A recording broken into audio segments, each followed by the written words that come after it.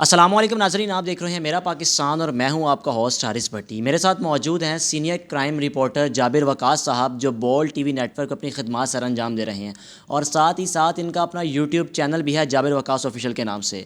मामला ये है कि चंद रोज़ कबल जीसी यूनिवर्सिटी की तालबा, जिसका ताल्लुक गुजरात से है, कि उसको एक सामा नामी लड़का मुर्दा हालत में एक क्लिनिक में छोड़ के जाता है और बाद में उसकी एक वीडियो भी बड़ी वायरल होती है कि ये मामला है क्या, ये लड़की कौन है, किसको ये छोड़ के जा रहा है।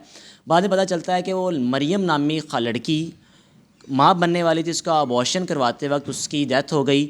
और लेकिन दूसरी जानिब जो लड़की के घर वाले हैं, उनका ये कहना है कि हमारी बेटी को अगवा करके मारा गया है। जाबिर वकास साहब पाकिस्तान के पहले रिपोर्टर थे, क्राइम रिपोर्टर, जिन्होंने इस खबर को नशर किया।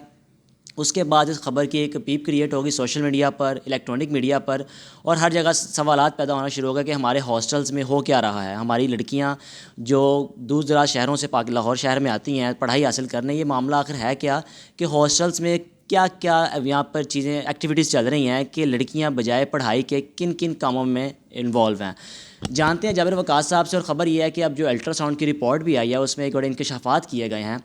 क्योंकि लड़की, उसामा नामी लड़का कहता है कि जो लड़की है वो तकरीबन 17 हफ़्ते की, यानी कि अबॉर्शन उसका 17 हफ़्ते उसका हो चुके हुए थे प्रेगनेंसी में। लेकिन जो लड़की के घर वाले हैं, उनका कहना है कि हमारी बेटी को अगवा करके मारा गया। असल मामला है क्या, जाबिर वकास साहब की ज़बानी जानते हैं। अस्सलाम वालेकुम। वालेकुम सलाम हारिस। जाबिर वकास साहब, दो ख़बरें चल रही हैं। एक ख़बर वो है जो आपने ब्रेक किया कि लड़की माँ बनने वाली थी, उसका अबॉर्शन करवाते हुए सारा मामला हुआ। लेकिन दूसरी जानिब ये है कि घर वाले कह रहे हैं कि हमारी बेटी को अगवा करके मारा गया। ये ख़बर आप तक पहले पहुँची कैसे और मामला है क्या? देखें, सबसे पहली बात तो ये है कि हमें तो खैर ये ख़बर तब पहुंचती है जब कोई मामला ज़ेरे बहस आता है पुलिस में। और पुलिस को जब इतला दी गई तो पुलिस ने पहुंची और पुलिस ने अपनी मदय्यत में इस केस का सबसे पहले जो एफ़आईआर हुई वो पुलिस की अपनी मदय्यत में हुई थी। उसमें ये था कि उनको ये इतला मिली कि कोई शख्स जो है वो एक खातून को जो है वो छोड़कर चला गया है इस तरह की हालत में। हॉस्पिटल में, निजी टीचिंग हॉस्पिटल था लाहौर यूनिवर्सिटी का, जो कि रायवन रोड के करीब है, वहाँ पर ये छोड़ के गया था। उसकी सीसीटीवी भी सामने आई। उसमें जो है वो हॉस्पिटल वालों ने ये क्लेम किया कि लड़की डेड है और ये डेड ही इसको छोड़कर गया था यहाँ पर। और उसके बाद पुलिस ने लाश को कब्ज़े में किया, उसका पोस्टमार्टम के लिए भेज दिया गया। इस दौरान जो है वो शनाख्त में भी लगी रही, लड़की कौन है, शनाख्त क्या है इसकी, ये वो। तो बाद में शनाख्त सामने आई लड़की की।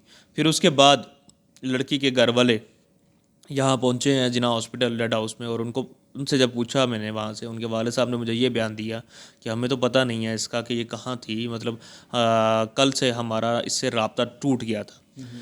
और अभी रिसेंटली 2 दिन पहले जो पुलिस को बयान जमा करवाया है ऑफिशियल, ताकि जो अदालती कार्रवाई का हिस्सा बन सके, उसमें भी उनके वाले साहब ने यही बयान जमा करवाया कि 24 जनवरी को 5 बजे उनकी बेटी के साथ रब्ता टूट गया था।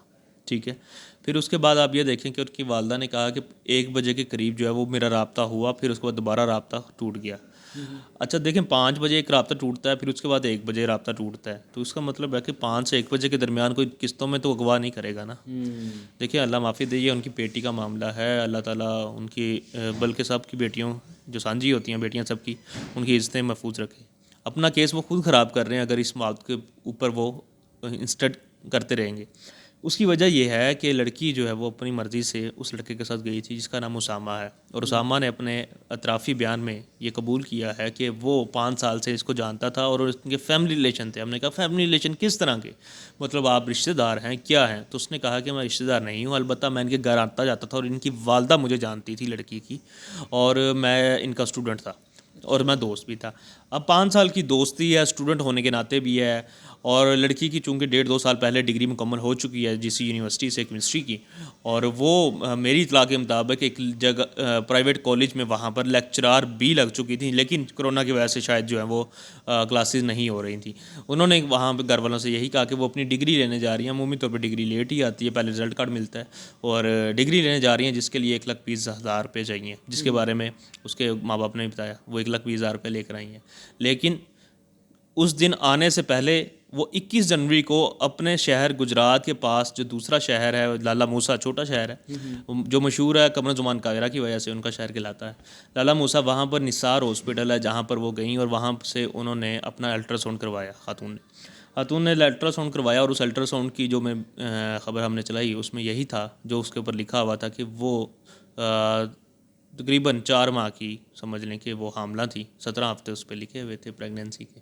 तो अभी अब मेडिकल टर्म्स जानने वाले लोग ही ज़्यादा बेहतर बता सकते हैं। हम तो अपनी ख़बर के मुताबिक जितना जानने की कोशिश करते हैं तो उसमें यही है कि ये तकरीबन आखिरी हद है। अगर किसी को अबॉर्शन की ज़रूरत पड़ती है तो ये तकरीबन आखिरी हद है। इसके बाद अगर टाइम थोड़ा सा और टेकिंग हो जाता है, 5 मंथ के ऊपर चला जाए, तो फिर अबॉर्शन करवाना जो है वो ख़ुद अपनी जान खतरे में डालना होता है। तो उसने जो है वो ये पता करवाया। फिर उसके बाद वो उसने 23 या 24 को अपने घर से निकली है और वह यहाँ पहुँची है। फिर उसके बाद जो है वो उसके साथ था उसामा के साथ जो है वो उसामा के मुताबिक, क्योंकि अब खातून तो यहाँ पर नहीं है दुनिया में, उसामा ने ये कहा है कि डॉक्टर से शोरकोट जंग जाने का फ़ैसला या उससे रब्ता जो है वो इसने खुद किया था। इसने खुद किया था और ख़ुद करने के बाद जो है वो उसने ये फ़ैसला किया कि जी वहाँ पे जाके मैंने अबॉर्शन करवाना है, तुम मेरे साथ चलो, जो इसने बयान दिया है। बहरहाल इसमें बहुत सारे उसके बयान में तजाद भी शामिल हैं, क्योंकि वो उसे हर चीज़ तो पता है लेकिन उसे ये नहीं पता कि ये बच्चा किसका था। वो उसके बारे में बताता नहीं है, क्योंकि कहता जी वो हमारी बहस चल रही थी और उसने बस यही कहा कि जी मैं इसकी मुसीबत डालना चाहता था। मैंने कहा चलो आओ, तो मैं इसको लेकर गाड़ी में चला गया। वहाँ पर एक डॉक्टर अब्दुल्ला है जिसने इसका अबॉर्शन किया लड़की का। अबॉर्शन हो गया था, उसके दौरान इसकी डेथ नहीं हुई थी। उसने कहा था इसको, और बाद में जो दाई है वहाँ पे, जो जिसको बुलाया गया कि वो सफाई कर दे और ये वो, तो वो उसके बहरहाल ये जो मैनेजर गिरफ्तार हुआ था उसने बताया कि 35,000 रुपये मुझे पकड़ाए गए थे आते हुए मुझे 35,000 पकड़ाए गए थे। और जो फार्म मैंने फिल किया था उसके ऊपर उसामा ने ये कहा था मैं इसका शोहर हूँ। उसने अपने बयान में ये कहा है कि उसामा ने उस जो फार्म वो फिल करते हैं उसके ऊपर उसने लिखवाया कि मैं इसका शोहर हूँ और हम यहाँ पे अबॉर्शन के लिए आए हैं। उसने वो कागजी कार्रवाई मुकम्मल की। बहरहाल डॉक्टर अब्दुल्ला से इनकी पहले से बात तय थी। अबॉर्शन होता है, उसके बाद उसकी सफाई होती है और फिर उसके बाद दाई के मुताबिक उसको कहा गया था कि आराम करे, लेकिन चूंकि लड़की ने वापस पहुंचना था, उसने लाहौर आने के बाद वापस अपने शहर गुजरात भी जाना है, क्योंकि अगर वो अपने घर में ये बता के आई है कि मैं एक डिग्री लेने जा रही हूँ तो डिग्री लेने का काम एक दिन में मुकम्मल हो जाता है, वहाँ ठहरने का मामला नहीं होता। बहरहाल जब वो यहाँ पे आ गई और रास्ते में जो है वो उसकी इंटरनल ब्लीडिंग स्टार्ट होगी और फिर चूँकि एक रास्ता है, लंबा रास्ता है शोरकोट जंग से यहाँ आने का, और इस दौरान जो है वो बेहतरी नहीं आ सकी और बेहतरी ना आने की वजह से जो है वो उसकी डेथ जो है वो हुई। जो पोस्टमार्टम रिपोर्ट में आया कि इंटरनल जो ब्लीडिंग है वो डेथ की वजह है, अबॉर्शन के बाद की। और फिर उसके बाद जो है वो अब एक चीज़ सामने आनी है, वो है डीएनए रिपोर्ट थोड़ा लेट आती है, 28 दिन कम अज़ कम लग जाते हैं। डीएनए रिपोर्ट आएगी तो उसमें मज़ीद चीज़ें वाज़ेह हो जाएंगी। एक दफ़ा अदालत में पेश किया जा चुका है उसामा को। उसामा का यही बयान है कि ये बच्चा मेरा नहीं है। जो जिस तरह वो फ्रंटली ये चीज़ें बताते हैं और जनाब उसामा साहब और जो कुछ चीज़ें करते हैं उससे वाकई ही थोड़ा सा तासुर तो यही मिलता है कि जैसे वो शख्स जो है वो उस बच्चे का बाप नहीं है। और वो ये कहता है कि मैं इसको यानी कि इसकी जान की बचा रहा था, कि किस तरह इसकी जान बच जाए इस लड़की की, उसका ये कहना है।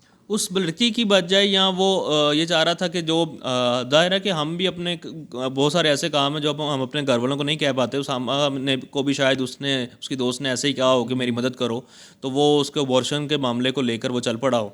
तो बहरहाल लेकिन फिर भी वो कल्प्रिट तो है कि वो अभी भी अगर वो खुद नहीं उस बच्चे का बाप, तो वो बताए फिर किसका वो बच्चा है। दूसरे पुलिस को थोड़ा सा ये चीज़ें सामने लेकर आने की ज़रूरत है, क्योंकि हम तो अपने सोर्सेज से जितना चीज़ें निकालते हैं वो तो होती है, लेकिन कुछ चीज़ें ऐसी होती हैं जिनके लिए सबूत ज़रूरी होते हैं। और वो मोबाइल अगर मेरे हाथ में आता है या तो फिर तो शायद मैं वो चीज़ें सामने लेकर आऊँ कि मोबाइल की जो CDR निकाली गई है लड़की के, वो किससे राब्ते में थी, वो तीसरा शख्स कौन था, और ये कैसे हो सकता है कि वो शख्स उस वक्त जब उसने अबॉर्शन करवाना वो साथ ना गया हो।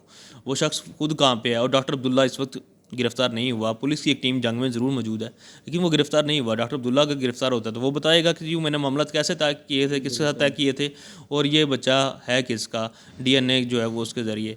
दूसरी बात आपने की कि उनके वालिदैन ये कह रहे हैं कि अगवा के मामला जो है वो जो पुलिस की तफ्तीश सामने आ रही है, जो कागजी सबूत बन रहे हैं, चाहे वो रिपोर्ट हो उसकी पोस्टमार्टम की, चाहे वो अल्ट्रासाउंड की जो रिपोर्ट सामने आई है वो हो या कुछ और हो, वो इस बात की तरफ इशारा करते हैं कि लड़की अपनी मर्ज़ी से गई थी, वो हमला थी, वो अबॉर्शन करवाने ही गई थी और ये मामला हुआ था। अगर वो लोग इसी चीज़ पे इंसिस्ट करते रहेंगे, वो उसको ये अगवा किया गया और फिर ये हुआ, ये मामला हुआ, तो वो फिर केस खुद ख़राब कर लेंगे। फिर वो जो क्योंकि 302 तो लग नहीं रही, 328 322 की चीज़ें चल रही हैं, 328 लगेगी, 322 लगेगी और उसकी सज़ा भी सज़ाए मौत तो नहीं है। तो जब सज़ाए मौत नहीं है तो वो जो भी सज़ा होगी वो फिर अल्टीमेटली जब शक की बिना पर यहाँ पे सज़ाए मौत के लोग जो हैं वो बरी हो जाते हैं, जो चीज़ें शक में चली जाएँ, तो यहाँ पे तो फिर आप कोई और सज़ा कैसे दिलवा लेंगे।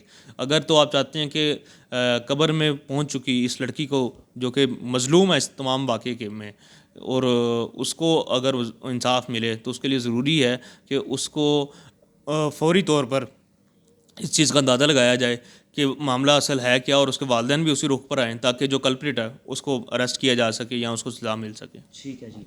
बिल्कुल जी, आपने जाबिर साहब की गुफ्तगू सुनी और सारा मामला आपके सामने है कि लड़की 17 हफ़्ते की प्रेग्नेंट थी और 4 मार्च को तकरीबन कह सकते हैं, और अबॉर्शन के दौरान जो उसकी डेथ हुई है, और घर वालों का जो कहना है बिल्कुल इसमें तज़ाद है। वो इस शायद केस को अपनी जान छुड़ा रहे हैं या अपनी इज़्ज़त की खातिर जिस तरह भी चाह रहे हैं, लेकिन सवाल ये पैदा होता है कि हमारे वालिदैन को चाहिए कि जब बच्चियाँ घरों से बाहर जाएँ कहीं भी दूर दराज शहरों में, तो उन पर नज़र रखें, उनकी एक्टिविटीज़ पर नज़र रखें ताकि इस तरह का वाक़यात दोबारा ना हो सकें। देखते रहिए मेरा पाकिस्तान। अल्लाह हाफ़िज़।